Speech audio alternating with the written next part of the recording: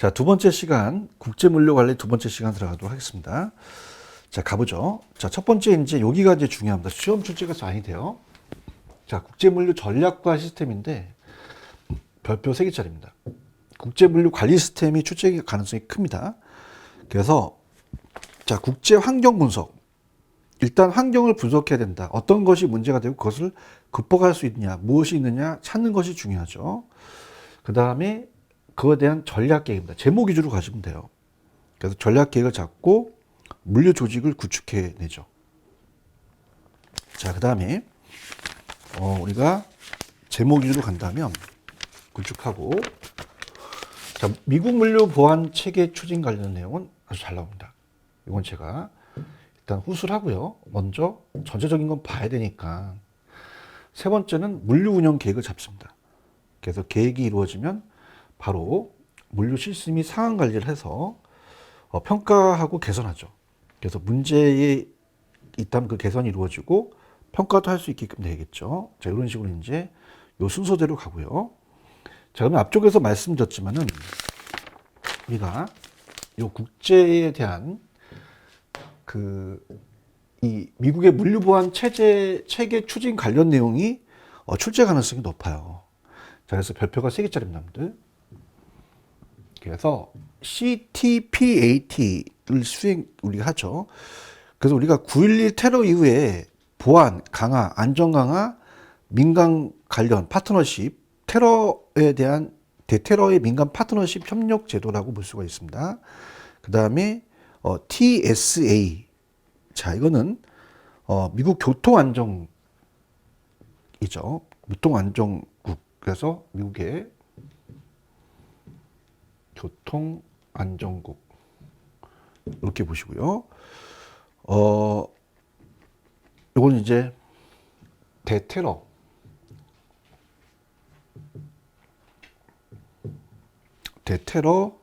민간 파트너십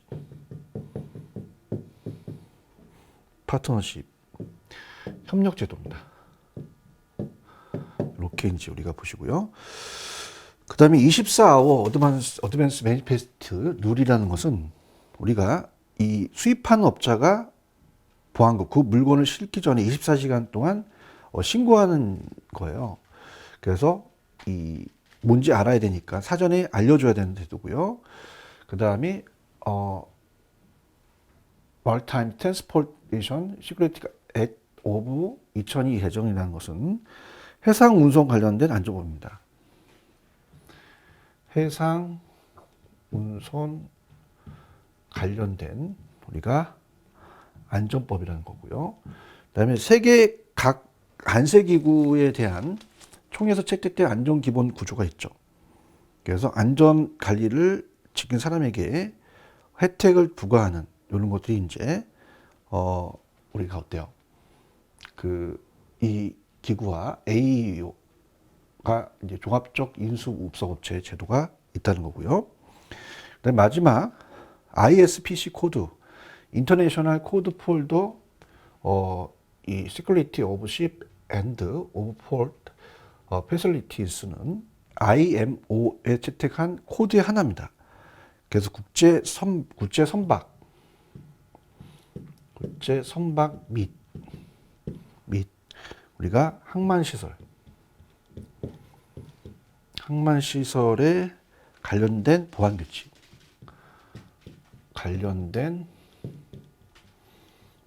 규칙, 이다. 이렇게 정리를 하시면 되거든요. 자, 이렇게 해서 이제 국제물류 전략과 시스템에서 중요한 내용, 국제물류 관리 시스템과 미국의 물류 보안 체계 추진 관련 내용까지 봤고요. 그 다음에 우리가 나올 수 있는 게 뭐가 출제될 수 있냐? 국제물류 관리 체계의 변화입니다. 관리 체계 변화가 출제될 가능성이 있는데요. 자, 내용을 살펴본다면 국제물류 관리의 발전 단계가 나올 수 있어요. 자, 그래서 우리가 그 특징하고 구분만 우리가 살펴보면 되거든요. 아웃라인만 좀 잡으면 됩니다. 그 내용을 이제 살펴본다면 일단은 1단계는 수출입 중심 물류 체계로 가고, 그 다음에 2단계는 현지국 물류 체계, 3단계는 이제 허브 앤 스포크가 되게 중요했죠. 기반 거점 물류 체계. 그래서 중심 거점을 두고요. 거점을 두고 자, 이렇게 이제 허브 앤 스포크로 이런 식으로 이제 중점을 둔다는 거죠. 자, 4단계는 SCM 기반과 글로벌 네트워크. 우리가 글로벌화 한다는 거죠. 이렇게 보시기 바랍니다. 자전거의 살이 스포크거든요. 그래서 허브가 이제 중간에 있고 그 중심 거점을 두고 간다.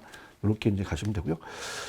그 다음에 핵심 지역에 운반하기 전에 거점에 모았다가 보낸 것을 다시 우리가 보내는 형태. 이게 허브 앤 스포크다. 이렇게 보시면 되고. 그 다음에 다음 중요한 내용은 국제 물류 시스템에 대한 종류입니다. 이것도 별표 하나. 자, 고정 쪽은 해외 자회사 여러 기능의 가운데서 특히 창고 시스템으로 작용을 한다. 그래서 그 정도로 창고형 팔려면 이제 물량을 많이 갖다 놔야 된다. 그래서 대량으로 갖다 놓는 곳을 고정 쪽으로 본다면, 자, 우리가 통가 시스템이 있습니다. 중요한 것만 탁탁 찍어 볼게요. 자, 통가 시스템은 우리가 어때요? 이 자회사의 창고는 단지 통가 센터로만 가능하다. 그래서 통가만 하는 것, 보관하니까 비용이 들어가니까 통가만 해라. 보관 비용을 줄이겠다. 필요할 때 지나가는 것, 보관비를 줄이고 수송비를 높여서 서비스 수준 우리가 그 안전하게 이제 가겠다는 거죠. 그다음 이제 고정소 시스템과 같은 서비스와 시장 도달 수준을 얻으려면 수송비가 또 높아지겠죠. 그래서 우리가 보관할 수가 없으니까 수송비가 또 빈번하겠죠. 이렇게. 그다음에 직송 시스템은 제품이 생산된 국가의 공장으로부터 해외의 최종 사용자 또는 자회사의 유통 경로 안에 다음 중간상이 바로 보내지는 거죠. 그래서 이 중간상이 바로 보내주는 거. 그래서 어떻습니까? 원할 때 직접 보내주겠다라는 얘기고요. 그래서 자회사 단계에서는 이제 하역비, 창고비, 수송비는 발생하지 않으며 물류비에 관여하지 않으니까 자회사의 창고와 고객 서비스의 수송비도 발생하지 않는다. 이렇게 보시면 되고, 단점은 있어요. 단점 뭐냐? 자, 단점은 우리가 고출하 빈도, 혼재 수송의 가능성이 작아진다. 그 직접 직송하니까 직접 직송하니까 그러겠죠. 하니까 이런 일이 발생되고, 그 다음이 고비용 수송이 발생되겠죠. 이루어진다. 그러면서 통관 절차와 관세, 수입 통관 절차를 통상 고객 쪽에서 발발해야 하므로 번잡하다. 그래서 직송을 하다 보니까 어떻게 돼요? 받는 사람 입장에서 살 수밖에 없기 때문에 번거로움을 줄 수 있죠. 자, 그 다음에 이제 키포인트가 다국적 창고 시스템이죠. 다국적. 그래서 제품을 생산 공장에서 우리가 운영하다 보니까 중앙 창고로 수송되고 거기서 각국 자회사 창고 또는 고객에게 배송하는 형태입니다.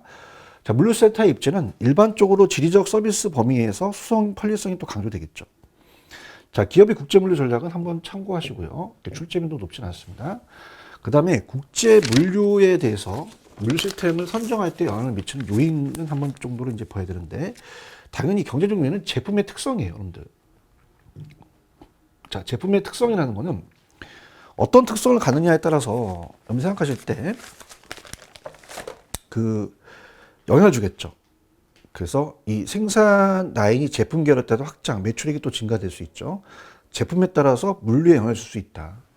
그렇다면은 키포인트는 여러 가지 부패성도 보잖아요. 다른 것에 일정한 전제하에서 부패가 있으면 천천히 보내겠다라고 그렇게 이제 따지는 거죠. 그 다음에 두 번째는 제품 라인의 증가. 자, 이 생산 라인이죠. 생산 라인 제품 계열이 확장되면서 매출액이 증가되면서 생산 라인이 또 증가될 수 있죠. 생산 라인. 그다음에 수요의 성격. 자, 어떠냐 따라서 국제 물류 선정할 때 수요, 소비자가 제품에 나오면 구매해야 하는 심의 상태에 대한 현상이 이제 발생되면서 수요자의 성격에 따라서 영향을 받을 수 있겠죠. 그다음에 어떻게 돼요?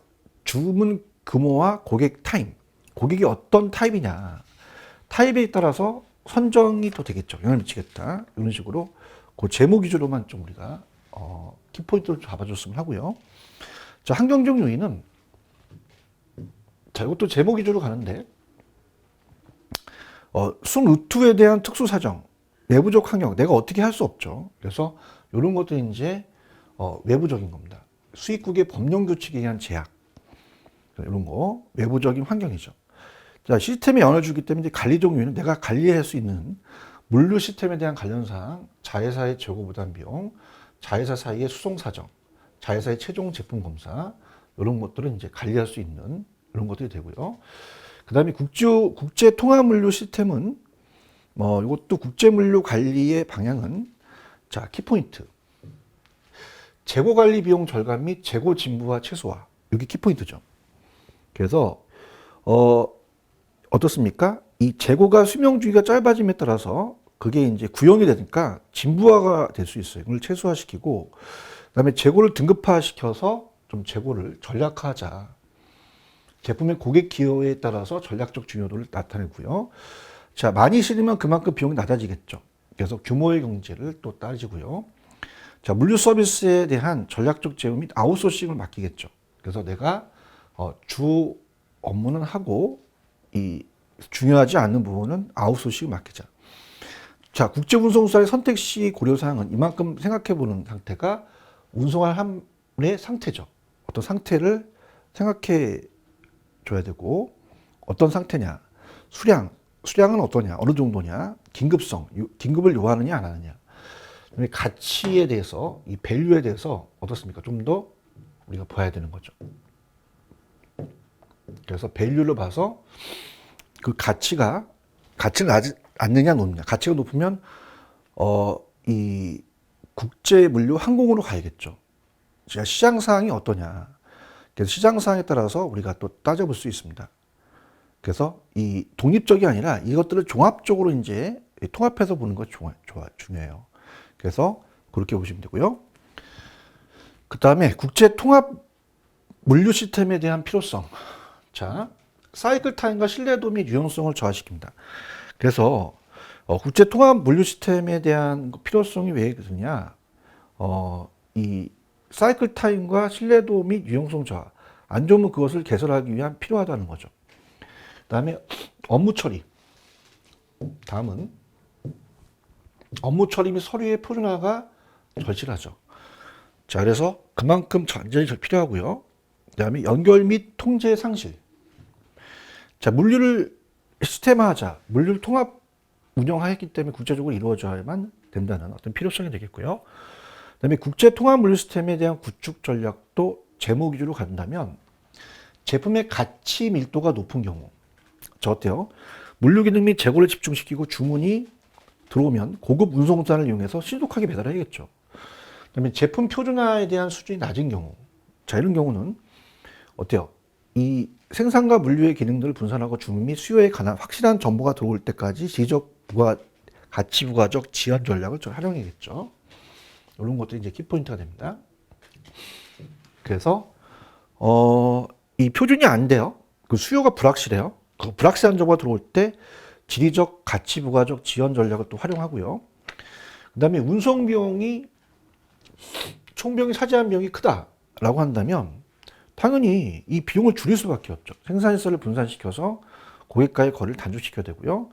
경쟁이 주로 가격 중심으로 이루어졌다라고 한다면 당연히 비용을 좀 절감해서 이 어떤 파트에 이제 우리가 가야 될지 그걸 신속하게 이제 우리가 어떻습니까? 고객과의 거리를 더 단축시키거나 이런 것들은 이제 우리가 따져볼 수가 있고요. 자, 그래서 경쟁이 주로 가격 중심이다라면 비용을 절감해서 파트가 무엇인지를 또 찾는 노력, 비용을 어떻게 또 우리가 줄일 건지. 서비스를 위주로 한 경쟁인 경우는 고객의 주문, 만족을 줘야 되죠. 신속하게 가야 됩니다. 그 다음에 제품 수명주기가 도입 후 성장기인 경우는 우리가 라이프 사이클에 대해서 배웠잖아요. 그럼 물류 기능의 분산 등을 통해서 높은 수준의 고객 서비스를 제공해야겠죠. 그 다음에 성숙기 세태기인 경우는, 자, 어떻습니까? 성숙 세태기는 물류 기능의 집중 및 화물 통합을 통해서 비용을 절감하는 전략으로 투자를 안 해야 된다는 어떤 세태기에서 무엇을 더 만들면 그만큼 적자가 오잖아요. 그럼 그것을 또 비용이 들어가니까 비용을 절감하려면 투자를 안 한다. 이런 것들은 이제 세태기로 간다는 거죠. 물류 전략의 이론도 제목 위주로 간다면, 자, 프로세스 전략입니다. 그래서 우리가 프로세스를 잘 짜서 전략을 해서 여러 가지 이제 물자 구매, 생산, 유통 과정의 통합을 통해 고도의 효율성을 달성시키는 것이고요. 자, 그 다음에 시장 전략. 내가 원하는 어떤 고객이 중심되는 핵심 목표는 고도의 고객 서비스를 제공하는 것이므로 기업의 사업 단위 간 물류 업무를 조정해서 중점을 둬서 시장 전략을 잘 짜자. 그다음에 채널 전략도 잘 짜야겠죠. 자, 그런 식으로 우리가 보시면 될 것 같고요. 그다음에 제3자 물류 발전과 이 로지스입니다. 자, 여기는 좀 벼퍼쳐 보십시오. 앞쪽에서도 우리가 과목이 나왔지만 제3자 물류에 대한 게 또 많이 출제가 되죠. 그래서 제3자 물류업체 전문업체의 필요성이 되는 거죠. 물류 전문업체한테 이제 이용을 하겠다. 그럼 유통 전문업체들이 제공하는 서비스 성격에 따른 전략은 운영적으로 어떻게 하느냐. 그래서 한 종류의 서비스에 집중하여 저렴한 비용으로 양대 서비스를 제공하는 것으로 소화물 특성 업체인 DHL이라고 들어보셨죠? DHL, 여기 이제 대표적인 거고요. 산업 집중. 그래서 우리가 그 산업 집중을 시켜서 또 그 여러 가지 산업에 따라 집중에 따라서 우리가 특정 산업의 매우 특수한 요구에 부응한 전략. 네덜란드의 파코드사는 화학 산업의 필요성에 부응하여 물류 서비스 전략을 또 구사했고요. 그 다음에 다각화, 새로운 시장에 진출하겠다. 무엇을 가지고 하느냐, 새로운 제품을 가지고 있느냐 없느냐라는 서비스 종류를 다양화시키는 거죠. 그래서 조금 더 어떤 형태로 나갈 것인지, 그 다음에 개별 서비스의 전략, 특정 소비자들의 고도로 세련된 요구에 맞춰서 우리가 소비자 욕구에 맞춰서 가겠다라는 거고요. 자, 물류업체의 경영 전략에 대한 변화는 자, 어떻게 돼요? 우리가 좀 더 어떻게 변화되느냐. 서비스 지역을 좀 강력화시키자. 그래서 범세계적으로 국제 물류가 이루어지고요. 전략적 제휴를 확산하자. 그래서 초과 투자, 위험이 발생하니까 안 팔리면 안 되잖아요. 그러면 자본에 대한 그러한 그 투자를 하면 안 되죠. 그래서 투자 비용을 회피하고 경영 합리화를 통해서 전략적 제휴로 좀 가자.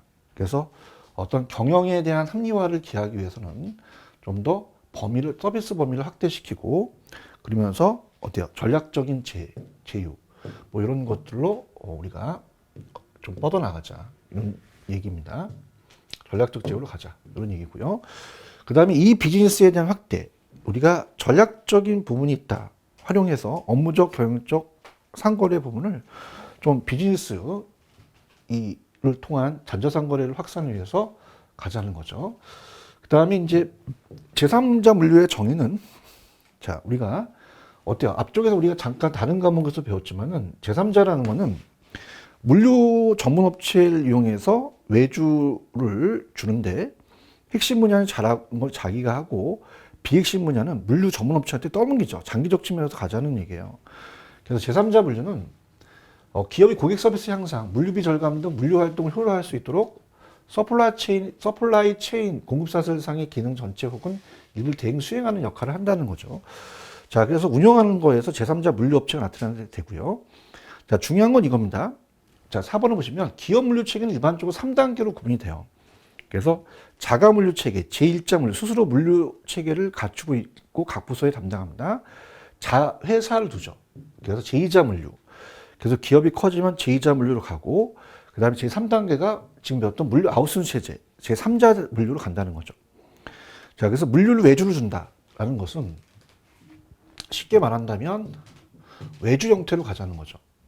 그래서 자, 어떻습니까? 우리가 화주 기업과 서비스 기업, 제3자 물류 제공업체 간의 장기간 계약 또는 제휴에 정의되거나 보다 우리가 어떻습니까? 조금 더 이 물류업체 외주에 있어서 간단히 하는 이전에 어때요? 화주 기업과 서비스 기업, 제3자 물류 공급업체 간의 장기적 계약 또는 제휴로 정리되거나, 자, 보다 간단히 하는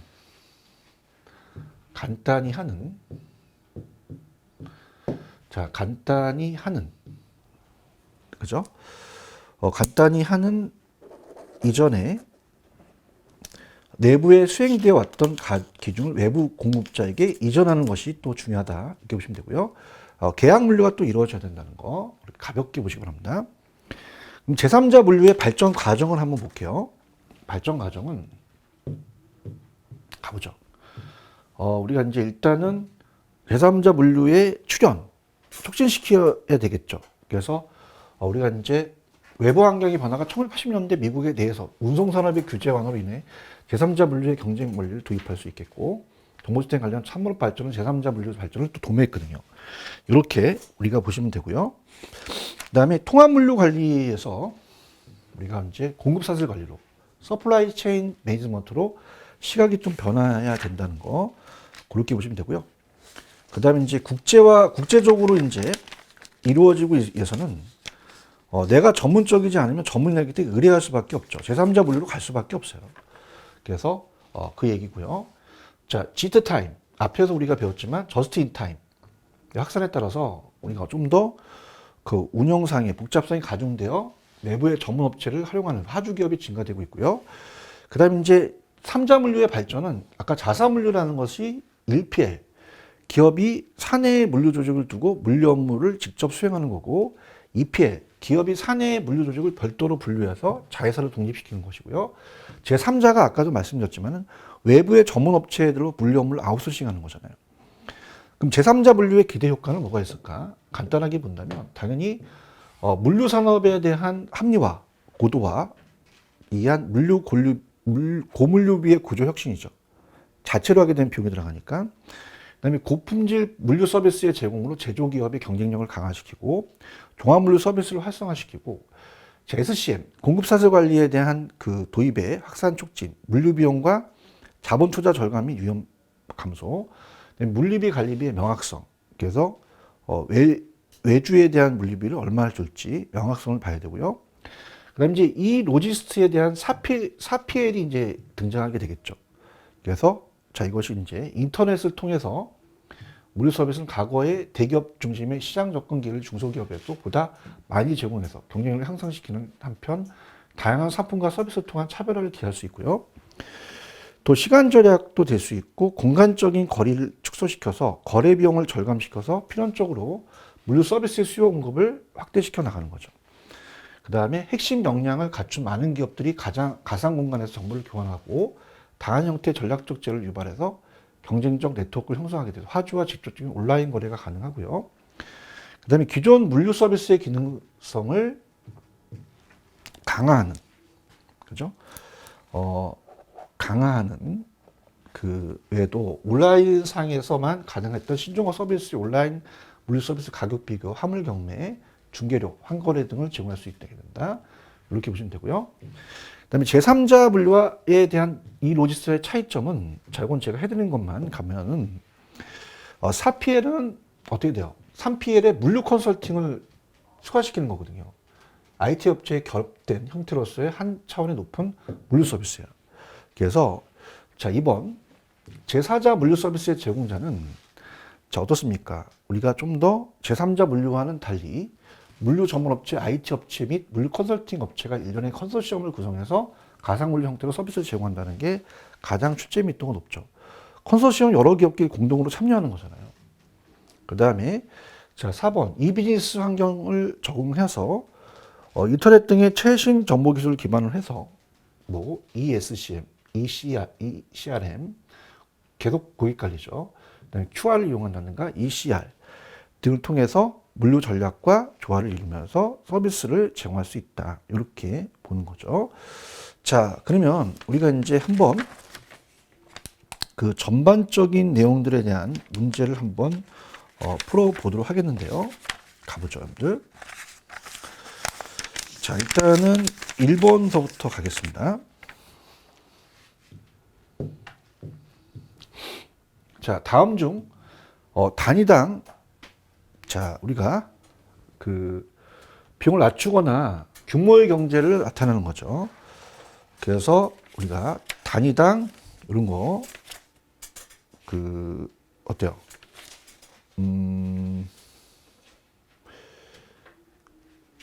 그 내용으로 이제 맞는 것을 보는데요. 들어보죠. 갑니다. 단위당 비용을 낮추거나 규모의 경제를 실현하기 위해서 취해지고 있는 국제 물류의 동향으로 옳지 않은 것은, 정답은 이제 기하학만이죠. 기항만 수의 확대는요, 해상 운송 규모 경제를 실현하기 위해서 대량의 화물을 저비용으로 효율적으로 운송해야 되는데, 대형선의 경우는 단위당 수송 원가를 절감하고 선박의 회전율을 높여 운항 경제성을 확보하기 위해서는 기항만 수를 축소해야겠죠. 확대시키면 안 됩니다. 자, 그렇게 보시면 되고요. 그 다음에 두 번째 문제, 국제기업의 어때요? 국제 물류 시스템의 선택에서 고려해야 할 내용으로 가장 적절하지 않는 것, 이렇게 돼 있죠. 자, 그래서 자, 이것도 이제 우리가 한번 제가 뽑아봤어요. 그래서 요거는 정답이 1번인데요. 자, 수출국 기업의 재무 상태, 마케팅, 경영 전략, 생산 관리가 수입국의 환경 요인보다 우선적으로 고려된다. 자, 수출국보다는 수입국의 환경적 요인이 우선적으로 고려되어야겠죠. 그래서 우리가 정해져 있는 주문대로 물건을 보내주면 되고, 수출은 돈을 받아야 하기 때문에 어떤 정당한 가치 교환이 발생합니다. 그 수입국이 어떤지, 신용이 자금을 회수할 수 있겠느냐라는 것들을 따져봐야 되기 때문에 우리가 수출국보다는 수입국의 환경적 요인이 우선적으로 고려된다. 이게 틀린 거고요. 조금만 우리가 생각했으면 됐죠. 이렇게 보면 되고, 그 다음에 4번 갑니다. 자, 아웃소싱의 개념에 우리가 틀린 거 이렇게 돼 있죠. 아웃소싱은 한 문제 정도 나온다고 했죠. 그래서 정답은 5번 정답인데요. 업무의 설계, 기획, 관리, 운영의 아웃소싱은 업무의 일관성을 떨어뜨릴 수 있다. 우리가 어떻습니까? 아웃소싱의 진정한 의미는 해당 가능이나 업무의 설계, 기획, 관리, 운영까지 아웃소싱 공급체에 당당하는 것이죠. 떨어질 수 있다는 건 틀린 거죠. 그래서 말이 안 맞습니다. 효율적인 결과가 도출되기 때문에 떨어질 수 있다는 건 틀린 거예요. 자, 다음 넘어가죠. 다음 가겠습니다. 다음 제3자 물류에 수행하는 기능이 아닌 것은, 이거 잘 나오죠. 제3자 물류는 분류의 기본적인 기능으로서 보관, 하역, 수송, 포장, 정보 기능이 되는데요. 금융 조달 기능은 안 들어가죠. 그래서 우리가 조달, 배송, 재고 관리, 정보 관리 이런 거 들어가는데 금융 조달 기능은 안 들어간다. 이렇게 정리해 주시기 바랍니다. 자, 그래서 두 타임에 따라서 우리가 갔고요. 다음 시간에 이제 국제 무역 개론 및 무역 실무로 들어가도록 하겠습니다. 조금만 쉬었다가 가시죠.